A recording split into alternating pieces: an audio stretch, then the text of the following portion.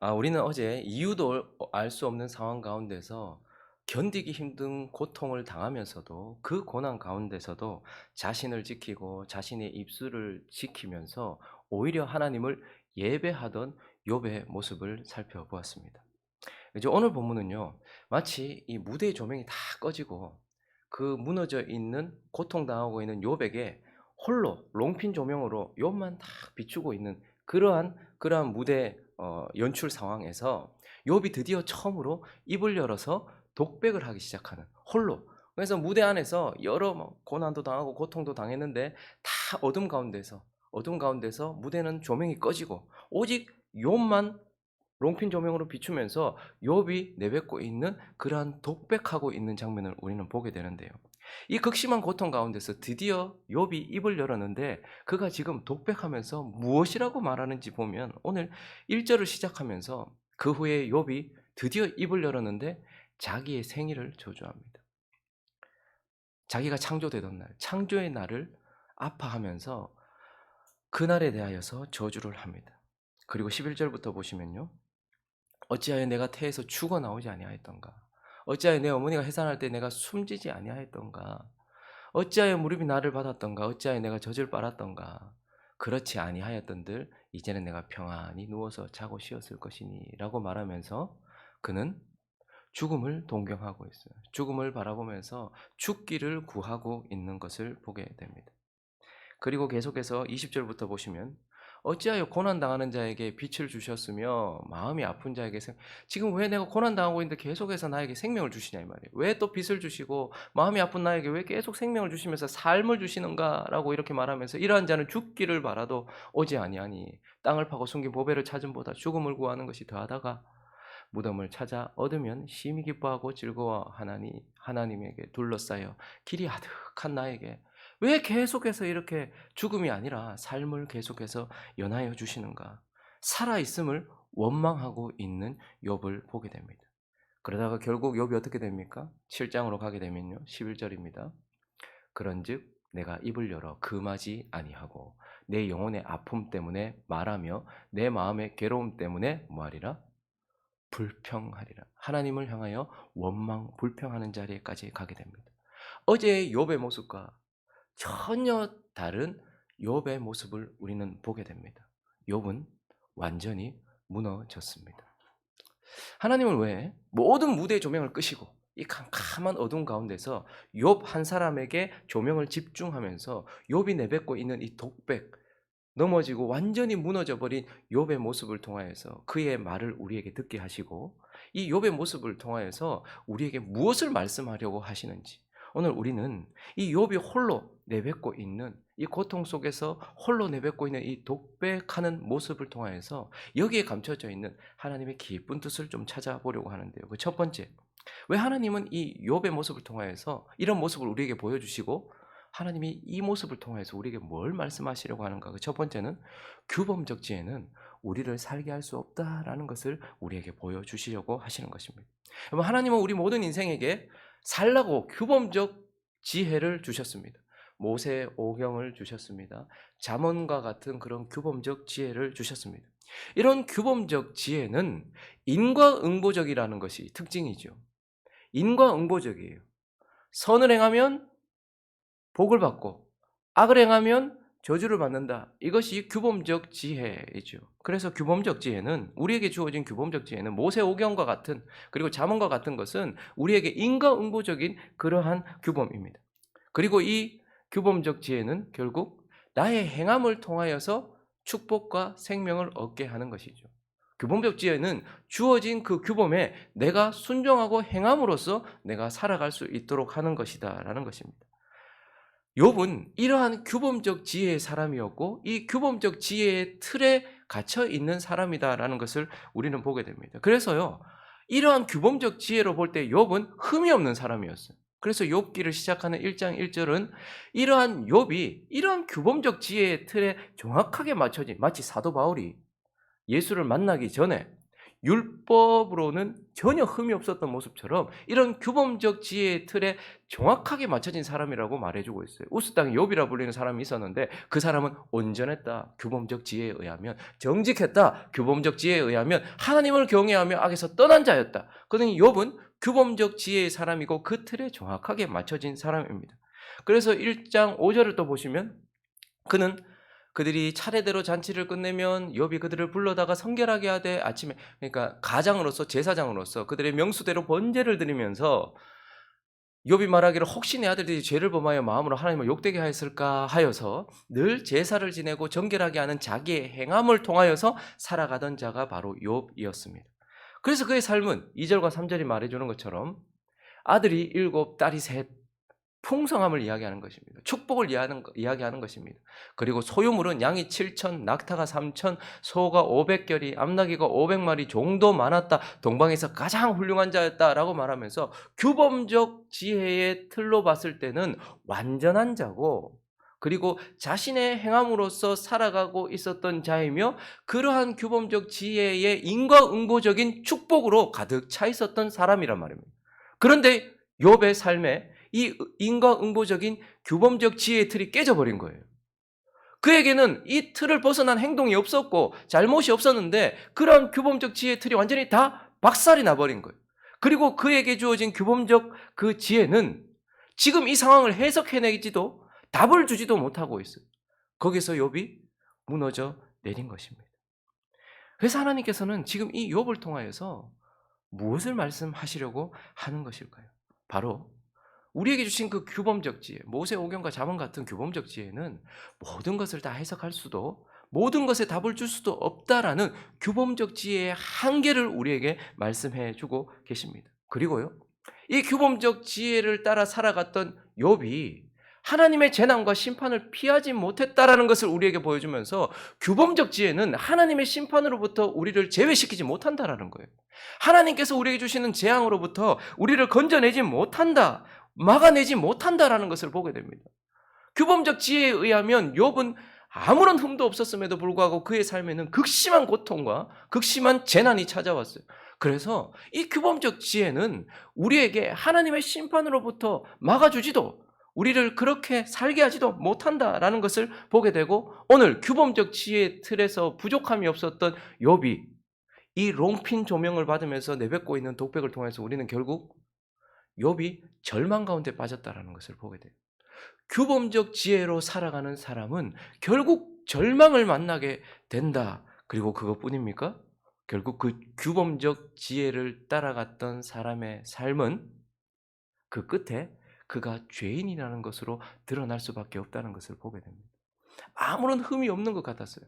그러나 결국 그 규범적 지혜를 따랐던 욥이 하나님께 불평을 내뱉고 생일을 저주하면서 죄인으로 드러나고 있는 모습을 보게 되는 것입니다. 그래서 하나님은요, 오늘 이 3장에서 모든 조명을 다 끄시고 고통 가운데 있는 욥에게 롱핀 조명을 쫙 비추시면서 그가 내뱉고 있는 독백을 통하여서 규범적 지혜는 결코 우리를 살게 할 수 없다라는 것을 명확하게 가르쳐주고 계시는 것입니다. 그리고 오늘 본문을 통하여서 이 욥 한 사람에게 조명이 집중되고 그 한 사람이 내뱉고 있는 이 독백하는 모습을 통해서 하나님 무엇을 우리에게 결국 말씀하려고 하시는가? 그 두 번째는 바로 영원한 지혜는 그러나 우리를 살게 할 수 있다라는 거예요. 영원한 지혜는 우리를 살게 할 수 있다. 여러분, 우리가 성경을 해석할 때에 놓치지 말아야 될 두 가지 원칙이 있습니다. 결코 놓치지 말아야 될 두 가지 원칙이 있는데, 하나는 디모데후서로 가보시면요, 3장 16절 17절에 있습니다. 시작. 모든 성경은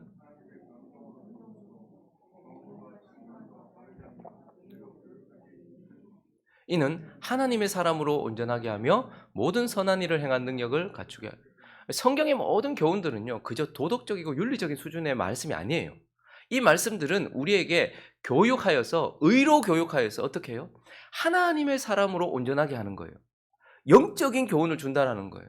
그래서 단순히 그냥 뭐 이렇게 도덕적으로 좀 윤리적으로 좀 깨끗한 삶을 살 수 있도록 그런 지혜를, 그런 것을 포함하고 있지만 그것을 넘어서는 지혜란 말입니다. 성경을 읽을 때마다 그래서 우리는 단순히 이거 뭐 이런가 보다. 이것이 아니라 영적으로 하나님께 주시는 지혜가 있다라는 것을 늘 이 생각을 하면서 해석을 해야 돼요.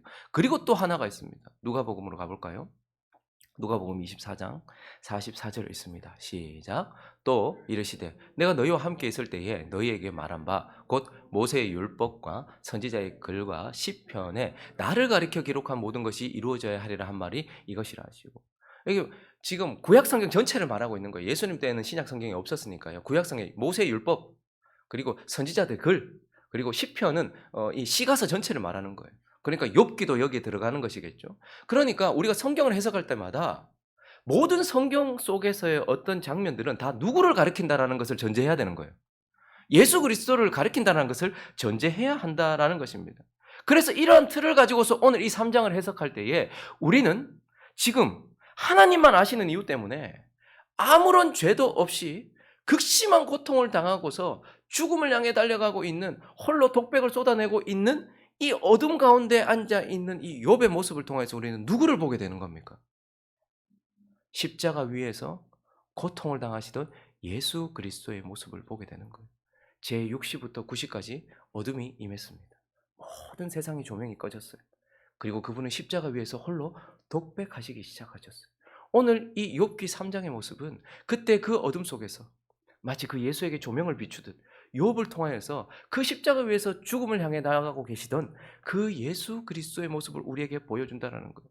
여러분 다윗이라는 인물도 그렇죠. 다윗은 우리와 똑같은 성정을 가진 자였습니다. 그래서 그의 연약한 인생의 모습은 또한 우리에게 하나님 앞에서 어떻게 살아야 되는지에 대한 인간적인 그의 모습을 통해서 우리에게 교훈을 주기도 하지만 이스라엘의 왕이었던 다윗은 또 한편 무엇을 보여줍니까? 이스라엘의 진정한 왕인 예수 그리스도의 예표가 되잖아요. 우스 땅에 살았던 욥도 마찬가지입니다. 그의 경건한 삶은 이 땅을 살아가는 우리에게 그의 인간적인 모습을 통해서 교훈을 주기도 하지만 하나님만 아시는 이유 때문에 지금 극심한 고통을 당하고 있는 이 욥의 모습을 통해서 우리는 마치 다윗이 이스라엘의 왕의 예표였던 것처럼 이 욥은요 이유 없는 고난을 당하고 있는 고난받는 예수 그리스도의 예표라는 말입니다. 그래서 오늘 본문은 그것을 우리에게 보여주고 있는 것이고, 그래서 우리는 욥을 통하여서 이 욥의 이 모습을 통하여서 예수 그리스도께서 십자가에서 홀로 내버티시던 그 모습을 보게 되는 것입니다.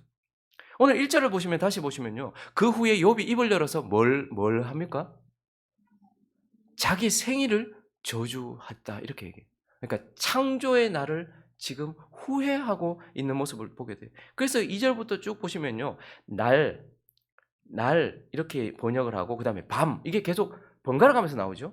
근데 여기 사실 우리가 날로 번역했는데 원어는 낮입니다. 낮. 그러니까 지금 욥이요. 낮과 밤을 교차로 이야기하면서 이 낮이 그러하였다. 내가 태어나던 낮이 빛을 잃었더라면 그리고 내가 잉태되던 밤이 그러니까 낮과 밤을 교차적으로 지금 얘기하면서 창조의 날을 지금 아파하고 있어요. 이 모습을 통해서 우리는 무엇을 보게 됩니까? 십자가 위에서 창조주가 되셨던 하나님의 말씀이셨던 예수 그리스도, 말씀으로 세상을 창조하셨던 예수 그리스도께서 그 창조의 날을 기억하면서 아파하는 거예요. 창조의 날 저녁이 되고 아침이 되고 저녁이 되고 아침이 되고 저녁이 되고 아침이 되었던 그 창조의 날, 그 창조 자체를 아파하시면서 내가 이 땅을 창조하지 않았더라면 그렇게 후회하시고 아파하셨을 그 예수 그리스도의 모습을 우리는 보게 됩니다. 그리고 오늘 욥이요 지금 뭘 동경하고 있습니까? 스스로 죽기를 구하고 있어요. 그 십자가 위에서 우리를 구원하시기 위해서 죽음을 향해 스스로 자기 자신을 내던지셨던 죽음을 향해 나아가고 계시던 죽음을 바라고 계시던 왜요? 우리를 살리기 위해서 죽음을 향해 나아가고 계시던 십자가 위에 예수 그리스도를 우리는 보게 됩니다. 그리고 여기서 지금 욥이 탄식을 내지르며 독백하면서 후회하고 울부짖는 이 모습은 십자가 위에서 홀로 하나님을 향해 탄식하시며 원망하시고 거기에서 아파하시던 절규하시던 예수 그리스도를 보여줍니다. 마가복음 15장을 가보시면요. 마치 제9시 예수께서 크게 소리죠. 제9시부터 6시까지 어떻게 됩니까? 조명이 꺼졌죠. 그리고 그 꺼진 조명 위에서 십자가 위에서 예수님께서 홀로 독백하시는 장면들이 나와요. 근데 거기서 어떻게 하십니까? 절규하시면서 엘리 엘리 라마 사박타니 이를 번역하면 하나님 어찌 나를 버리셨습니까? 오늘 욥이 나에게 죽음을 주시지 왜 내게 이렇게 생명을 주시고 왜 내게 이렇게 하셨습니까? 라고 말하면서 고통 속에서 홀로 절규하시던 그 예수 그리스도의 모습을 우리는 오늘 이 욥의 모습을 통해서 보게 되는 것입니다.